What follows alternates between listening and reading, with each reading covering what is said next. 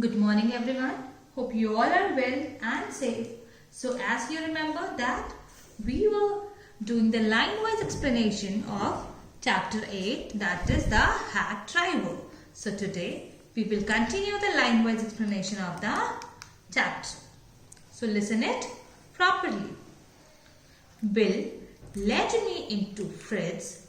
Have you seen Oliver Lutkins around today? Friend of his looking for him, said Bill cheerily. Fritz, look at me, hiding behind Bill. He hesitated and then admitted, yes, he was in here a little while ago. Guess he has gone over to Gustav's to get a shave. Well, if he comes in, tell him I'm looking for him. So as you all know, cheerily means happy, hesitated, be in two minds, admitted, confess. So Bill took the narrator to Fritz's shop and inquired about Oliver Lutkins. He even tried to appear natural by saying that his friend had come to meet him.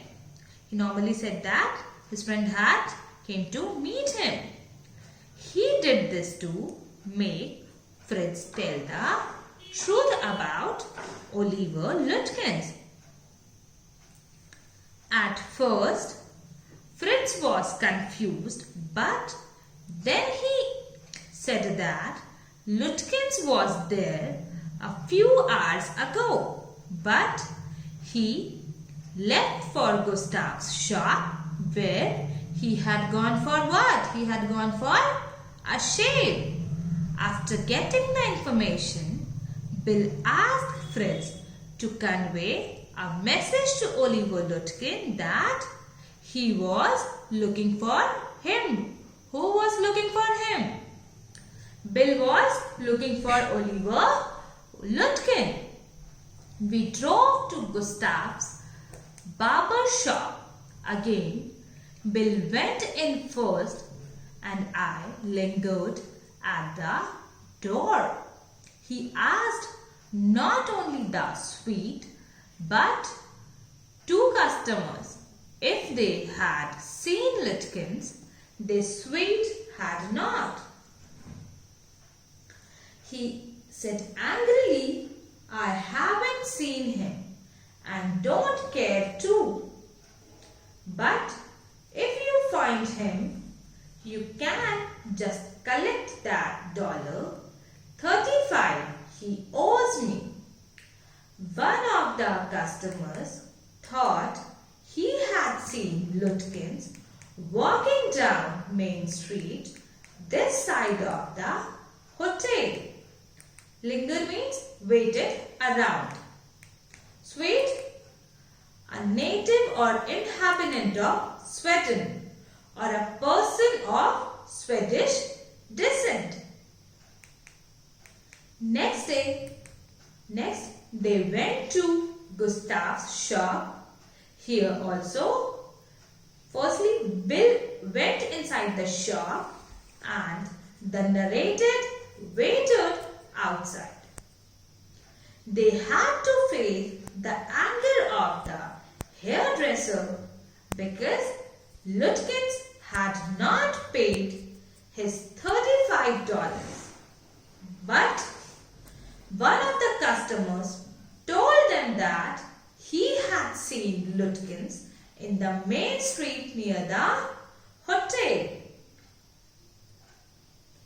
As we climbed back into the back, Bill concluded that since Lutkins had exhausted his credit at Gustav's, he had probably gone to Grace for a shave.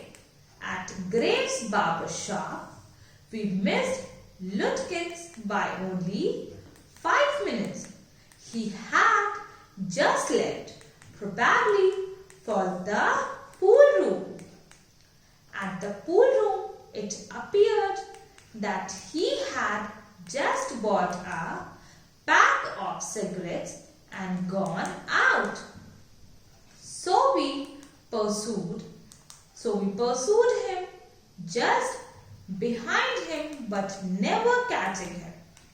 For an hour, till it was past 1 o'clock, I was hungry. But I had so enjoyed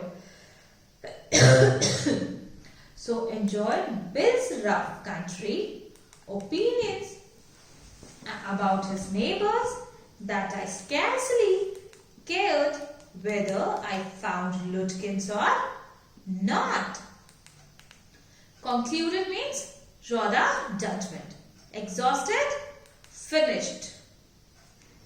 Pool room, a place to play pool, a betting shop. Scarcely, hardly. When they were about to climb the hat again, Bill guessed that Lutkins may have gone to Gray's barber shop, as his credit limit with Gustav had ended. But when they reached Gray's shop, they came to know that Lutkins left the place just 5 minutes ago. So they decided to visit the pool room. Pool room was a betting shop, okay?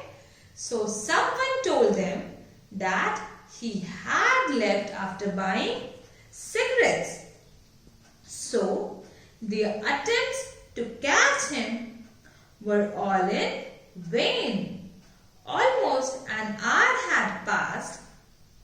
It was 1 o'clock in the afternoon and the clerk was hungry, but Bill's cheerfulness and his knowledge of the villagers was so delightful for him, and he hardly bothered to find Lutkins. How about something to eat? I suggested. Let's go to a restaurant and I'll buy you lunch. Well, I ought to go home to the wife. I don't care much for these restaurants, only for them, and they are all bad. Tell you what we will do. We will get the wife to pack up a lunch for us. We won't charge you more than $50, and it would cost you more for a greasy meal in a restaurant. And we will go up to Waday's Hill and enjoy the view while we eat. Greasy meal means oily food. Here, the narrator asked Bill about having lunch. He offered to buy lunch for both of them from the restaurant. On this, Bill replied that there were only 4 restaurants and none of them are good. He said that he would get some good food. He would get some food from his wife. Bill also suggested the narrator to buy a food parcel from his wife, as he had to pay only $50, which was far less than the price of the restaurant meal, which was oily and non-tasty. He also suggested that they both go up the Waday's Hill, which was a nice place to view while they had their lunch. I know that Bill's helpfulness to the young fellow from the city was not entirely a matter of brotherly love. I was paying him for his time. In the end, I paid him for 6 hours, including the lunch hour. At what was then a very high price, but he was no more dishonest than I. I charged the whole thing to the firm. But it would have been worth paying him myself to have his presence. His cheerful country western was very refreshing to a country boy like me who was sick of the city. As we sat on the hilltop looking over the pastures and creek which slipped among the trees, he talked of New Mullion and painted a picture in words of all the people in it. He noticed everything, but no matter how much he might laugh at the people, he also understood and forgave their foolishness. He described the minister's wife who sang the loudest in church when she was most in debt. He commented on the boys who came back from college in fancy clothes. He told about the lawyer whose wife could never succeed in getting him to put on both a collar and a tie on the same day. He made them all alive. On that day, I came to know New Mullion better than I did the city, to love it better. Pastures means grassland. Creeks, a stream or minor tributary. Here the narrator says that he knew that Bill was not helping him because of his helping nature, but because he was earning from his, because narrator was paying to Bill. He was getting paid for the 6 hours he spent with the clerk, even the lunch hour during which they were sitting idle on a hilltop. He was comfortable. He was comfortable with this because his law firm would bear all his expenses. Who was comfortable? The narrator was comfortable because all the expenses are borne by his law firm. So he felt it to be dishonesty on his own part. Anyways, he was happy. Who was happy? Narrator was happy to get the company of such a cheerful person like Bill. While they were sitting on the hilltop, they saw the beautiful grasslands and the streams flowing through them. For the narrator,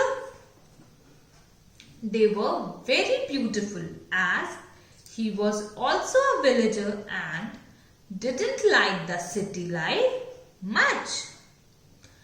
Bill told him everything about New Mullion.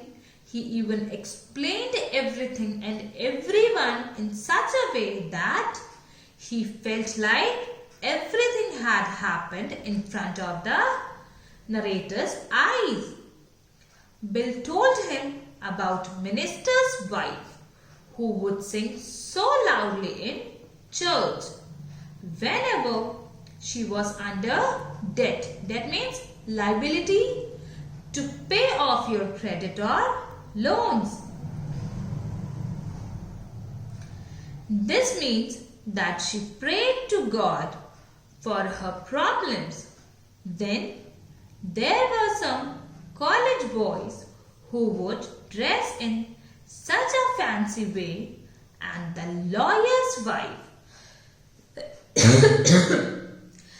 lawyer's wife who always failed in her attempt to make her husband wear both the collar and the tie on the same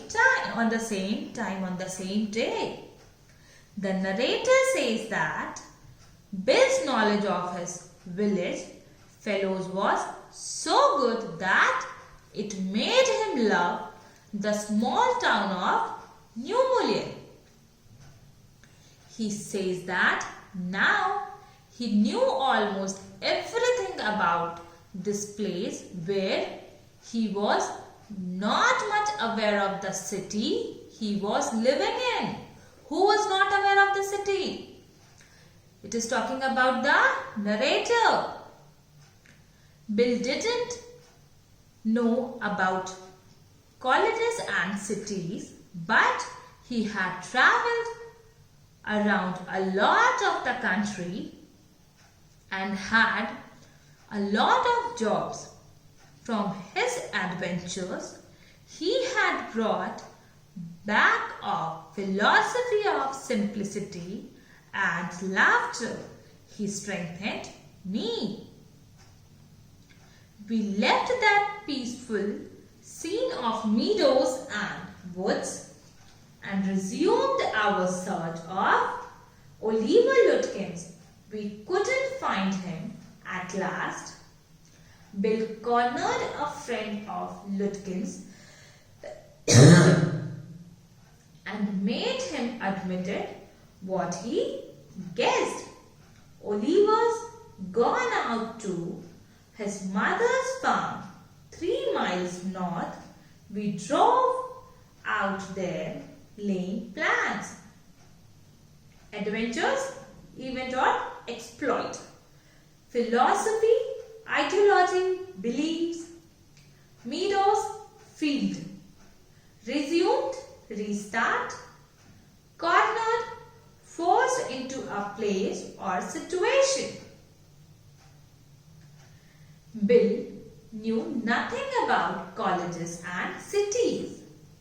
Maybe because he never got the chance to visit such places. But he knew everything about the villages and the small towns, as he had done different types of jobs at these places. He got his ideology of simplicity and cheerful nature as a gift by exploiting these places. He tried to build faith in the narrator. Who tried to build faith in the narrator? Bill tried to build faith in the narrator that they would surely catch Oliver Lutkin. Both of them left the beautiful fields and restarted their search mission. Search mission of whom? Search mission of Oliver Lutkin. At last, Bill forced one of the Lutkins' friends to admit that Lutkin had ran away to his mother's house, which was 3 miles away from New Mullion. So both of them prepared to drive Lutkin's mother in order to find him. I know Oliver's mother. She's a terror. Bill's sight. I took a trunk out there for her once and she almost took my skin off because I didn't treat it like a box of eggs.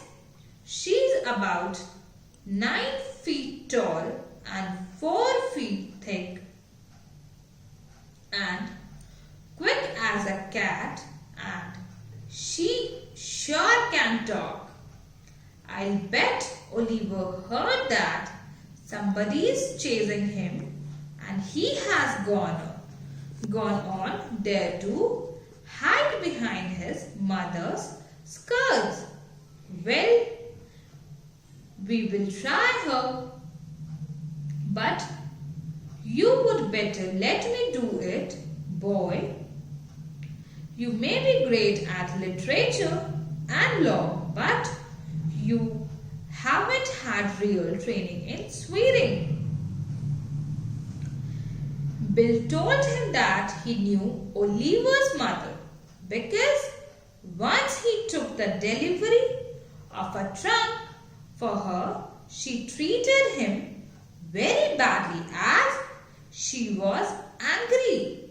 Angry for what? Angry for not taking proper care of her trunk. He described her physical appearance. Physical appearance, how do she look? That she was 9 feet tall, 4 feet thick, and compared her quickness of that of a cat. He added that Lutkins must have come to know that they were searching for him. That is why he had run to his mother's place in order to hide himself. He also suggested that the narrator should let him deal with the mother of Oliver Lutkin, as he doubted that the clerk or the narrator would not be able to extract the truth from the lady's mouth. We drove into a poor farmyard. We were faced by an enormous and cheerful old woman. My guide bravely went up to her and said, "Remember me, I am Bill Magnuson, the carter and the hackman. I want to find your son, Oliver. I don't know anything about Oliver and I don't want to," she shouted. Enormous means huge. When they reached the farmland, who reached the farmland? Bill and narrator reached the farmland. They found a heavily built, cheerful old lady. Bill went up to her with guts and introduced himself by saying that he was Bill Magnuson, and also told her that he was searching for her son Oliver. To this, the lady replied by shouting that she knew nothing about him. The lady said that she don't know anything about Oliver. Now, look here. We have had just about enough nonsense. This young man represents the court in the city, and we have a legal right to search all the properties of this Oliver Lutkins. So here Bill made me sound very important, and the woman was impressed, and she retired into the kitchen, and we followed. She seized an iron from the old-fashioned stove and marched on, shouting, "You search all you want to, if you don't mind getting burned first." She shouted and laughed at our frightened retreat. represents be appointed to act on behalf of or speak for someone. Retired, here, went inside, seized, grabbed, snatched, frightened, afraid, retreat, pull back. Here, Bill got a bit strict with the lady. Who was the lady? The lady was the mother of Oliver Lutkin, and said that they had been through tough and confusing things, and then introduced her to the clerk by saying that he was a person appointed by the city court.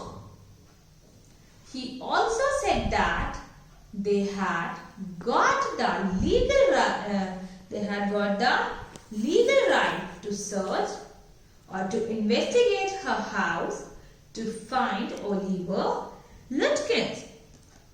Here, the narrator was happy as he was getting due importance from Bill, and even the lady seemed impressed by him. She went into the kitchen and both of them followed her. To their shock, she took out a hot iron from the stove and threatened them to burn. She laughed when they stepped back due to fear. "Let's get out of here. She will murder us," Bill whispered. "Outside," he said. "Did you see her?" Smile. "She was laughing at us." I agreed that it was pretty disrespectful treatment. We did, however, search the house. Since it was only 1 story high, Bill went round it, peering in at all the windows. We examined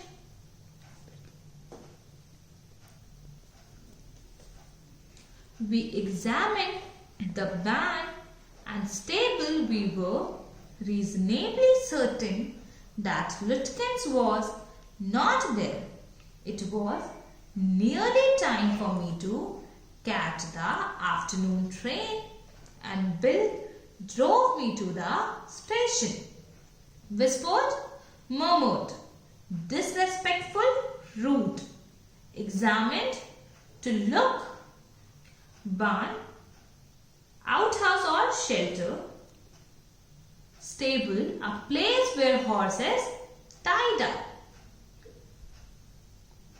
The reaction of the lady was so horrible that Bill murmured to the narrator to leave the place.